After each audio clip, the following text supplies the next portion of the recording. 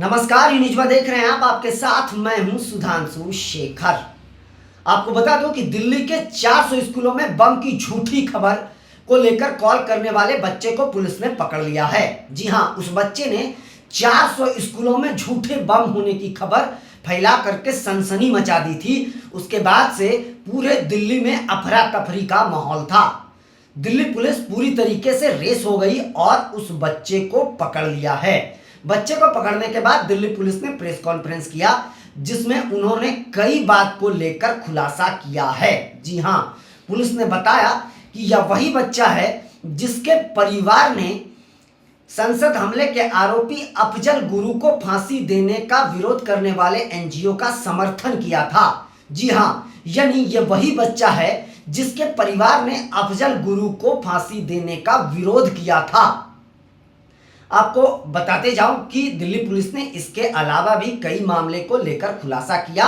उन्होंने यह भी कहा कि यह बच्चा इतना कुछ कर नहीं सकता, जरूर इसके पीछे कोई साजिश है या नहीं है, इसकी जांच फिलहाल पुलिस कर रही है और उसके बाद हम खुलासा करेंगे। लेकिन यह बात सच है कि क्या एक बच्चे के दिमाग में इतनी बातें हैं कि वो 400 स्कूलों में झूठी बम की अफवाह फैला देगा?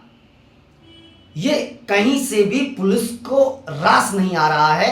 इसे लेकर पुलिस लगातार जांच कर रही है और पुलिस भी असमंजस में है। पुलिस को कहीं ना कहीं इसके पीछे कोई बड़ी साजिश जरूर लग रही है, जिसकी जांच की जा रही है। जब प्रेस वाले ने पुलिस से पूछा कि क्या इस मामले में कोई राजनीतिक संबंध भी होने की संभावना है, तो इस पर पुलिस ने कहा कि इस मामले का खुलासा हम अभी नहीं कर सकते, क्योंकि अगर हम करेंगे तो हमारी जांच पर असर पड़ेगा और इस मामले की जांच की जा रही है। इसके अलावा भी दिल्ली पुलिस ने कई मामले को लेकर खुलासा किया है। फिलहाल बच्चे से पूछताछ की जा रही है। पुलिस ने बताया कि अभी इस मामले को पूरी गंभीरता पूर्वक अलग अलग एंगल से जांच की जा रही है और जो कुछ भी होगा उसका खुलासा जल्द ही किया जाएगा। हालांकि पुलिस का जो इशारा था वह यही था कि इसमें कोई बड़ी साजिश होने की खबर है। वहीं दिल्ली पुलिस के प्रेस कॉन्फ्रेंस जैसे ही खत्म हुआ, उसके बाद इस मामले पर राजनीति भी दिल्ली में जोरों पर चल रहा है। जी हां, आपको बताते जाऊं कि प्रेस कॉन्फ्रेंस होने के बाद बीजेपी ने आम आदमी पार्टी पर हमला बोला है। बीजेपी सांसद सुधांशु त्रिवेदी ने कहा कि भले दिल्ली पुलिस ने इस बात की जानकारी नहीं दी हो, लेकिन उन्होंने यह कहा कि इसमें आम आदमी पार्टी का हाथ है। उस परिवार, वह परिवार जो है बच्चे का, उसका संबंध आम आदमी पार्टी से है। इसके साथ साथ उन्होंने यह भी कहा कि अतीसी के परिवार वालों ने अफजल गुरु को फांसी देने के विरोध करने वाले एनजीओ का समर्थन किया था। उन्होंने अफजल गुरु का जो दया याचिका था उसका समर्थन किया था। यानी अतीसी के परिवार पर भी सुधांशु त्रिवेदी ने जो है अफजल गुरु के समर्थक होने का आरोप लगाया है। उन्होंने कहा कि आम आदमी पार्टी से इस एनजीओ का पुराना रिश्ता रहा है और निश्चित तौर पर इसमें आम आदमी पार्टी के शामिल होने की संभावनाएं है। फिलहाल पुलिस इस मामले की जांच कर रही है। इसके अलावा भी सुधांशु त्रिवेदी ने कई मुद्दे को लेकर आम आदमी पार्टी को घेरा है, अरविंद केजरीवाल को घेरा है, लेकिन उन्होंने सीधे सीधे तौर पर यह जरूर कह दिया कि इस मामले में आम आदमी पार्टी का भी संबंध है, क्योंकि अतीसी के परिवार ने अफजल गुरु को फांसी नहीं देने वाले याचिका पर का जो है समर्थन किया था, उस एनजीओ का समर्थन किया था जो एनजीओ लगातार अफजल गुरु के फांसी का विरोध कर रहा था। तो आप समझ लीजिए कि इस मामले में राजनीति अब दिल्ली में जोरों पर चल रही है। वहीं मैं आपको बता दूं कि सुधांशु त्रिवेदी का बयान आने के बाद आम आदमी पार्टी के सांसद संजय सिंह ने भी तुरंत पलटवार किया है।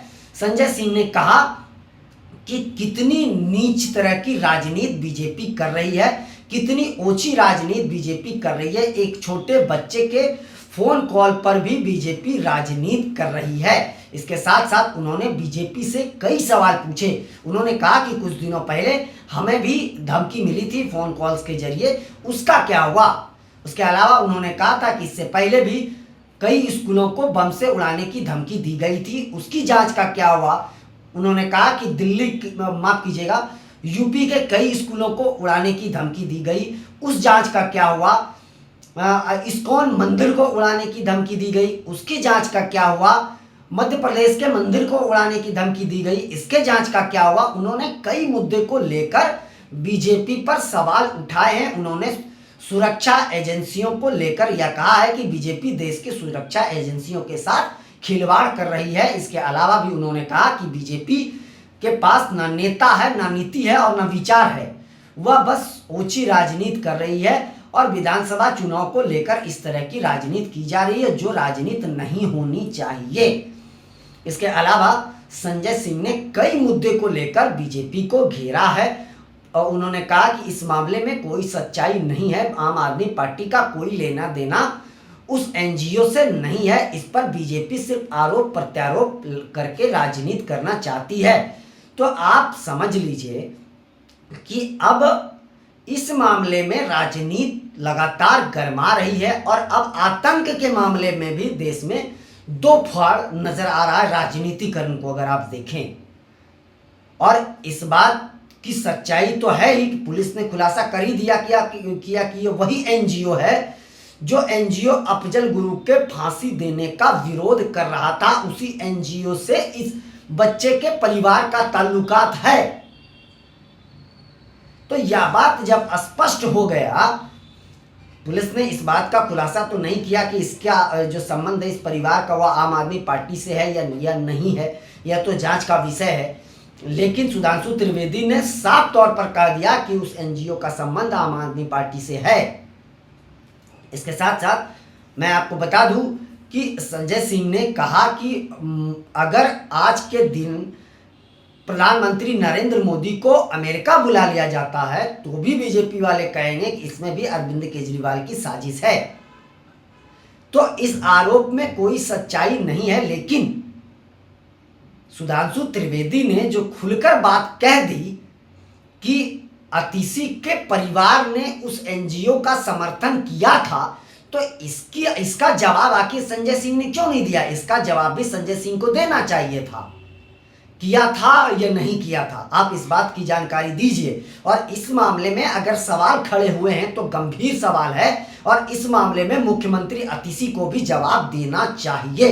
हालांकि यह मामला जांच का विषय है, इस पर पुलिस ही कुछ कह सकती है, जांच के बाद ही कुछ खुलासा हो सकता है, लेकिन इस आरोप पर भी संजय सिंह को जवाब देना चाहिए था। मुख्यमंत्री अतिशी को भी इस पर जवाब देना चाहिए था कि क्या उनका संबंध है या नहीं है।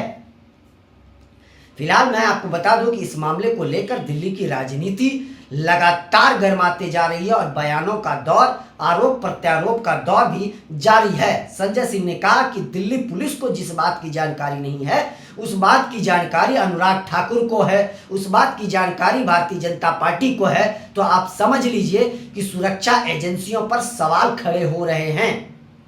तो संजय सिंह ने जो इसे लेकर बीजेपी को जो है घेरा है, उन्होंने सुरक्षा एजेंसियों को लेकर भी सवाल उठाए हैं। तो यह मामला कितना जायज है आप जरा समझिए कि अब देश में आतंक के मुद्दे को लेकर भी राजनीति हो रही है। और ये बात तो सच है कि अफजल गुरु ने सांसद हमले में जो है उसकी साजिश में उनका हाथ था, तभी तो उन्हें फांसी हुई थी। इसमें कोई दो मत तो है नहीं, आरोपी था तो फांसी हुई थी। लेकिन तब भी देश में इस मामले में राजनीति हुई थी। मैं आपको बता दूं कि देश में कई ऐसे छोटे छोटे संगठन थे जिन्होंने अफजल गुरु के फांसी देने का विरोध किया था। जी हां, तो फिलहाल अब इस मामले में राजनीति होनी नहीं चाहिए जो राजनीति हो रही है। और राजनीति इसलिए भी हो रही है क्योंकि दिल्ली में 5 फरवरी को वोट डाले जाएंगे।